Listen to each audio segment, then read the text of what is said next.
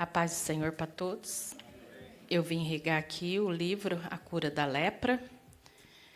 E o capítulo é Jonas, uma pretensão frustrada, né? Então, o capítulo de Jonas, né, é um curtinho.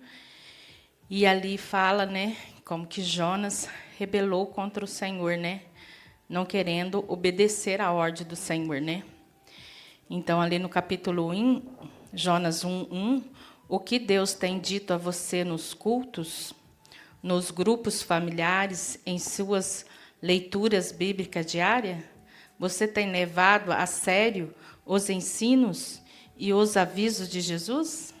A palavra do Senhor está vindo a você diariamente, mas você não tem aceitado, né? O Senhor disse a Jonas: disponha-te, vá, crama contra ela, porque a sua malícia subiu até a mim. Em Jonas 1:2, ele parecia dizer: o povo precisa de socorro, quero revelar-me por meio de você, levando a mensagem da salvação.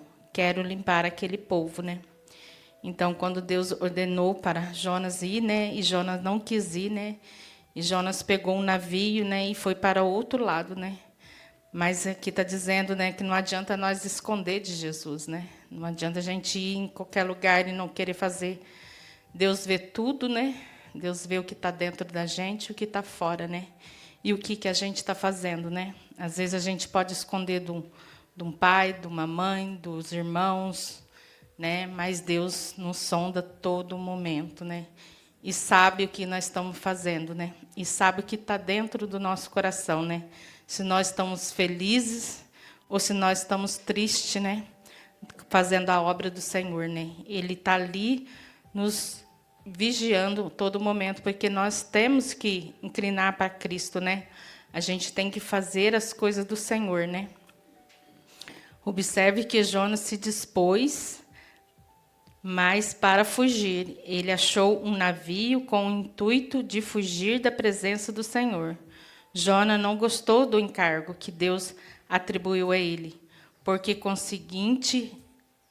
conseguinte, rebelou-se, negando-se a cumprir as determinações do Senhor. E ele desobedeceu à ordem divina, né? E durante o qual o navio estava prestes a despedaçar.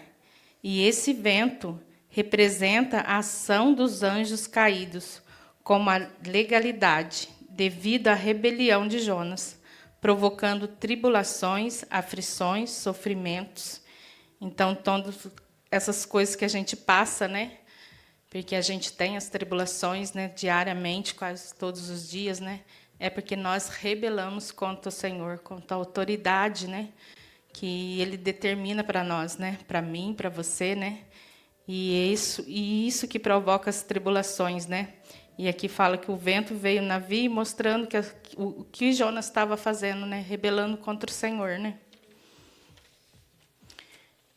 E no versículo 6, né, de Jonas, o mestre no navio, representando um líder da congregação, dirigiu-se a Jonas, que dormia, confiando no engano e na cegueira, dizendo: levanta-te, invoca o teu Deus, para que não pereçamos.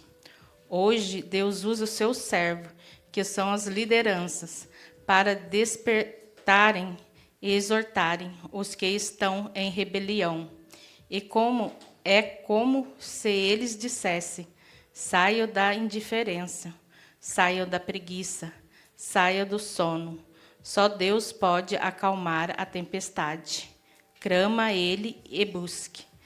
Né? Então, a gente tem que expor tudo isso, né, que nós estamos vendo, ouvindo, né? Porque Deus está querendo que nós despertamos, né? E aqui está falando de uma liderança. Como aqui tem o pastor Marcos, né? É uma liderança diante de nós que Deus ungiu, né? Para estar aqui nessa cidade, né? E muitas vezes rebelamos contra eles, né? Às vezes ele passa aqui na frente algo para nós e aí nós sentados, né? Há um desconforto dentro da gente, né? E é uma rebelião. Eu já tive isso, acho que um monte de gente já teve essa sensação, né? E essa rebelião, às vezes, a gente tem que dispor diante do Senhor, né? E ali falar por que eu estou com essa rebelião, né? Eu tenho que pedir para o Senhor mostrar, abrir meus olhos, né?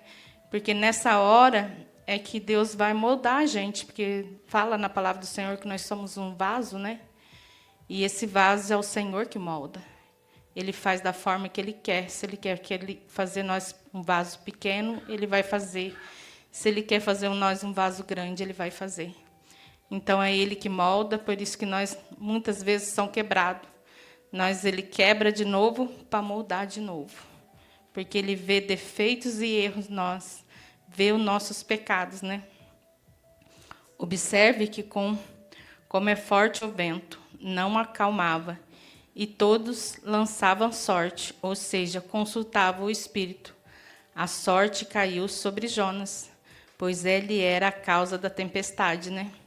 E nós temos que perguntar para Deus, né? Acionar o nosso espírito, consultar, né? Se nós somos a causa dessa tempestade, né? O que está acontecendo, né? E aqui, né? Lança-me no mar, e no mar aquietará, né? Nessa hora, ele foi lançado e o mar aquietou, né? E mesmo assim, ele foi engolido pelo peixe, né? E ali, né, nesse momento, ele refletiu, né, com o Senhor, né? Tudo que ele estava fazendo, né? Então, aqui fala em Jonas 1,17. Observe que Jonas foi engolido por um peixe, e o tratamento que Jonas recebeu de Deus para arrepender-se foi permanecer 3 dias no ventre do peixe. Isso simboliza um processo de morte e ressurreição.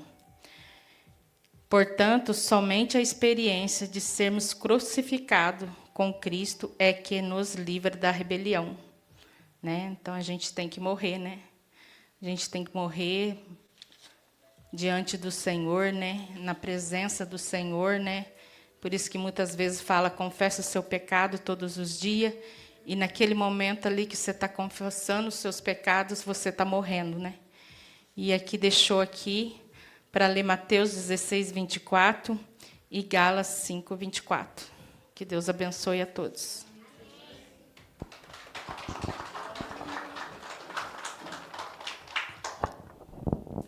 Irmãos, vamos colocar em pé? Nós temos aí 2 minutinhos, né, para você virar para a pessoa que está do seu lado, abençoar a vida dele. E já já nós vamos começar o nosso culto de comunhão.